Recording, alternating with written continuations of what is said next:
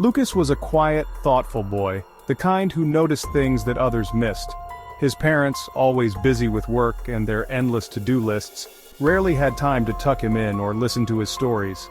Most nights, Lucas found himself alone in his small, dimly lit bedroom, the only company being the soft hum of the nightlight and the distant sounds of the city outside. But there was something else too, something that made his heart race and his palms sweat. Every night, just as the world outside grew silent and the shadows in his room stretched longer, Lucas would hear it, a faint, persistent scratching coming from beneath his bed, as if the darkness itself was alive and restless. At first he tried to ignore it, pulling the covers up to his chin and squeezing his eyes shut. But the scratching never stopped. It would start softly, like the gentle tap of fingernails on wood, and then grow louder, more insistent, as if something, or someone, was trying to claw its way out from the darkness below. Lucas told his older sister about the noises, hoping she might understand, but she just laughed, ruffling his hair and saying, "It's just rats, Lucas. Old houses always have rats." Her words did little to comfort him. If anything, they made things worse. The idea of rats crawling around under his bed was almost as terrifying as the thought of something else lurking there, something unknown and unseen. One night, as Lucas was playing with his favorite toy car, he accidentally dropped it. The little red car rolled across the floor, disappearing into the shadows beneath his bed. Lucas hesitated, his heart pounding in his chest. He waited, expecting the car to roll back out, as it sometimes did when it hit the wall, but this time, it didn't come back. The scratching stopped, replaced by a heavy, unnatural silence. Lucas stared at the darkness under his bed, fear rooting him to the spot. He knew deep down that something was waiting for him in the shadows, something that had been watching and waiting for a very long time, hidden just out of sight. It all begins on a night much like any other, with Lucas lying awake in his small, dimly lit bedroom. The moonlight barely filters through the curtains, casting long, shifting shadows across the floor. For weeks, Lucas has been plagued by a nagging curiosity. He keeps losing his favorite toys, and no matter how hard he searches, they always seem to vanish without a trace. Tonight, though, he's determined to solve the mystery once and for all, refusing to let another toy disappear without an answer.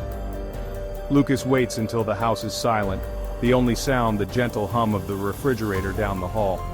He clutches his flashlight tightly, feeling the cool metal against his palm, and grabs his old camcorder, its battery barely holding a charge.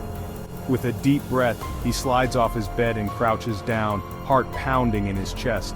He flicks on the flashlight, its narrow beam slicing through the darkness beneath the bed, illuminating the dust and forgotten corners. As Lucas begins to film, the camera's shaky lens captures a world that feels both familiar and alien. Dust motes swirl in the light, and the shadows seem to stretch and twist in unnatural ways. Suddenly something moves, a pale, gaunt figure, almost human but not quite, emerges from the darkness. Its limbs are impossibly long, fingers thin and spindly, reaching out with a strange, deliberate grace. The creature's skin is almost translucent, and its eyes, wide and unblinking, reflect the beam of Lucas's flashlight, shining with an eerie, otherworldly glow. Instead of recoiling in fear, Lucas finds himself transfixed. The creature doesn't lunge or snarl. Instead, it quietly gathers the scattered toys, handling each one with a gentle, almost reverent touch. It seems to study the toys, turning them over in its hands as if trying to understand their purpose. Lucas notices that the creature's posture mirrors his own, hunched, withdrawn, and oddly vulnerable, as if it too is searching for something it has lost. As the minutes tick by, Lucas's initial fear gives way to a deep, inexplicable curiosity. He whispers softly, asking the creature why it takes his toys, but the only response is a silent, mournful gaze. The creature doesn't speak, but its eyes seem to convey a profound loneliness, a longing for connection that Lucas recognizes all too well, echoing the quiet emptiness he sometimes feels at night.